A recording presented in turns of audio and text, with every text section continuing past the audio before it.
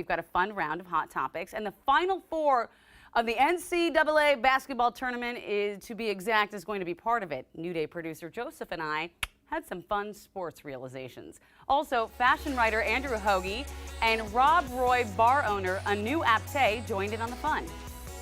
I think it's funny that, Amity and I are not big sports fans, but we literally realized in our morning meeting today, it's like, oh, you went to UCLA and I'm Gonzaga, we are playing each other next. So I guess we'll have to watch on Saturday to see who comes out on top. We recognize that our alma maters are playing against each other in the Final Four. Wow. I mean, I love you, but I really need my team to win. Go Zags. UCLA. No. All right, so on to another topic that is sure to draw some debate in this group. In your opinions, what is the best Easter candy? I still don't really understand what candy has to do with Easter. I also grew up Hindu, so I guess I only equate Easter to candy is what I'm trying to say. And I don't even know if this candy was around when I was a kid, but right now it's the Reese's peanut butter egg. Oh my. That was literally going to be my answer. I like peanut butter and chocolate, but for me, it's like the proportion because I have a little bit of a sweet tooth and they're always bigger in Easter. So it's like 2 or 3 bites. I'm with y'all. I know that we're talking about Peeps a lot on the show this week, and not to knock that iconic Easter treat, but Peeps are just not for me. Try one. No thanks. I am way more of the robin egg, the Reese's egg. That's totally my jam. I always grew up, my mom would make me a little bunny trail and she'd leave little eggs to the Easter basket. So that's adorable. And just my memories of Easter, and church.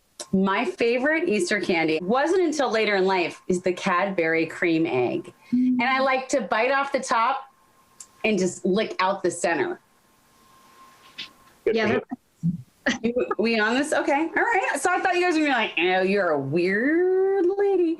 I'm glad that that's not the case. Let's switch gears to another topic. Both of the gentlemen in this panel have actually moved recently, but the question is, moving out of the city. Have you seen a lot of people move out? Do you want to? I have this fantasy one day that I'm going to live on Bainbridge Island, although I know Joseph would not like that because I'd be perpetually late to work. Well, I spent the last year out in Green Lake and as of last week moved back to Capitol Hill, which has been my special spot ever since I moved to Seattle. In the apartment search journey that I went on, I lost a couple of apartments because I didn't apply on time. So I think there's a lot of excitement about being centrally located. I actually just moved too, and I did move out of the city. I've lived in Belltown or within a mile of the Belltown core for the last 15 years. I moved all the way to the island of West Seattle. Oh. Which seems so far away. I do miss downtown. And I feel like in Belltown and Queen Anne especially, I've seen more for rent signs up. But I don't know, that experience, Andrew, sounds like it was kind of stressful to find a place. But when you're moving to West Seattle, I think, the bridge, I don't know when it's going to be back, 2024, hopefully. There's a lot of vacancies out here. I was going to say, I want to meet you in one of these days, but honestly, I don't know if I can travel to West Seattle. Like an hour to get there sometimes. It's long, but my businesses are still in Belltown, so I'm in the city all the time.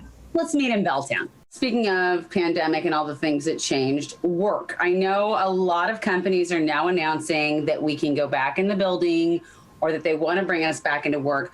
How are we feeling about that? And what about the way our things are working now? Do you want to stay the same?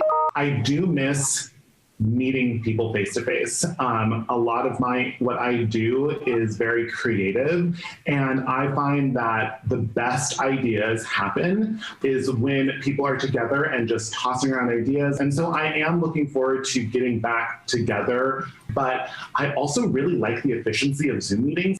As a restaurant and bar owner, I never thought Zoom or computer conferences would be a part of my life, but it's so much more efficient now. So I really hope that stays.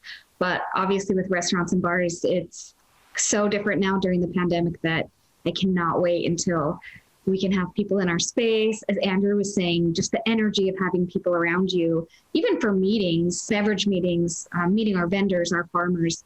We haven't done that in over a year. So I miss that a lot.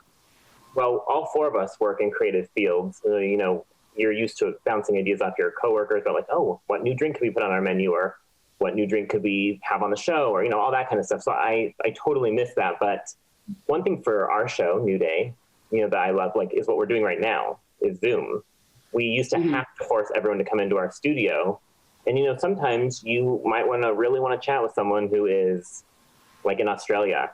And so, before, we wouldn't be able to do that. But now it seems like people are much more Zoom savvy. They've got their own setups at home, and it just opens the world to us to talk to more people, which I think is great. I agree with that. And I think I like that it did break the rigidness of what we've all envisioned as an office environment. And if we were in normal circumstances, we would do our thing, we'd go home.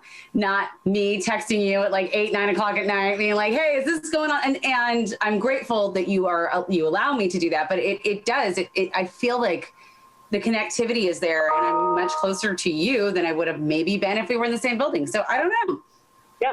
And I don't think we need to get rid of the working from home component completely, because I spend so much time walking around the office seeing who's going to talk to me and how I can gab with my friends. So that's usually like ate up about an hour of my day every day that the company. I'm just kidding.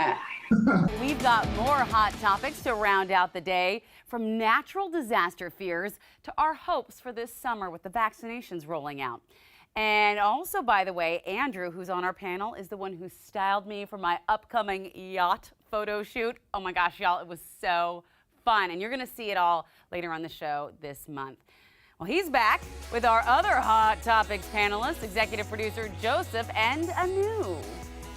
Have y'all heard of the cicadas? And they're coming? Oh, yeah. I didn't until this morning. Because of this, we had this cicada discussion in one of our Zoom meetings, and it led to, what is your worst fear? I know Joseph's now, which I think is very interesting.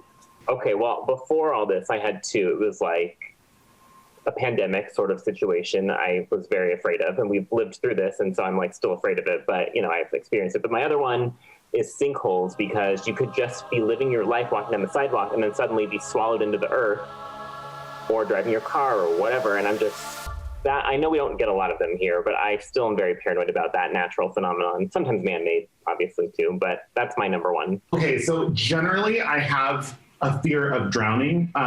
And like not being able to breathe underwater. But for a natural disaster, so I would say that it's like a massive flood. Sometimes I find myself, if I'm walking around Seattle or Capitol Hill, I'm like, we're so close to the water. I feel like I was scarred by The Day After Tomorrow, the movie, and the Statue of Liberty's like the Space Needle, like trying how do I get up there? So floods, no go for me. Well, we all have access to the city's flood inundation maps should there be an event where a tsunami is created, so you can find out if your domicile would be affected. But also the fact that you're afraid of drowning means so much more that you were hanging off the end of a boat with me for that photo shoot. Now I'm like, oh my gosh, that must have been terrifying. Anything for passion, okay? For passion.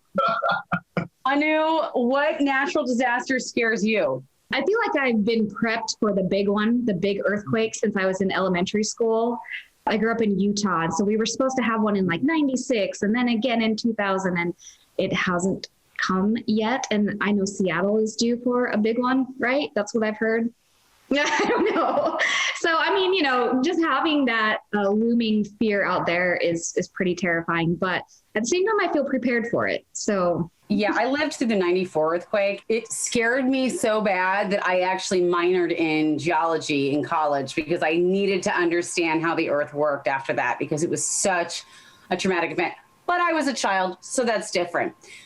My biggest fear, I grew up in California. I don't know why, but tornadoes always freaked me out. But I did love that movie Twister. I'm assuming you don't watch Tornado Chasers or whatever that show. I totally watched that show. I loved that show.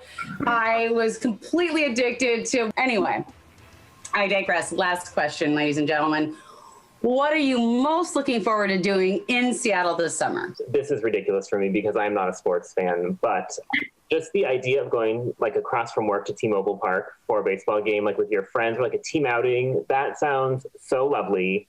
We haven't been able to do anything like that in so long. I just think being with just strangers I didn't think I would miss that, but I do. And I would like to be with other fellow Pacific Northwesterners again sometime at the baseball field. I'm with you. That's what I want. And maybe King 5 will buy us like a fancy box, you know. Yeah, I'm really looking forward to being outdoors with strangers too, and going to a Sounders match. I love the Sounders. I cannot wait to watch them play live, and just being in the sun. I feel like last summer for a lot of hospitality industry people, we were just in our restaurants trying to figure things out. So I feel like I missed all of last summer. So I'm just gonna walk around in a tank top and go to Sounders matches. I'm looking forward to two things. I'm sure we all know Seattle has amazing trails. And so it's just so nice. It's very almost meditative to go on a bike ride. Social part of me is really ready for a good like spicy margarita. And I hope you're with me because spicy margaritas always taste better in the summer to me. But Yes, let's go have one, all of us, as soon as we can. Let's go. Jalapeno margaritas all around. Yummy. Well, guys, looks like the show's over. Thanks for spending the week with us. What? Peeps wanted to say Happy Easter. Well, thank you for spending time with us today. If you want to see anything from today's show, remember you can always find all of our segments at newdaynorthwest.com. Hey, we'll see you next time. Have a great day.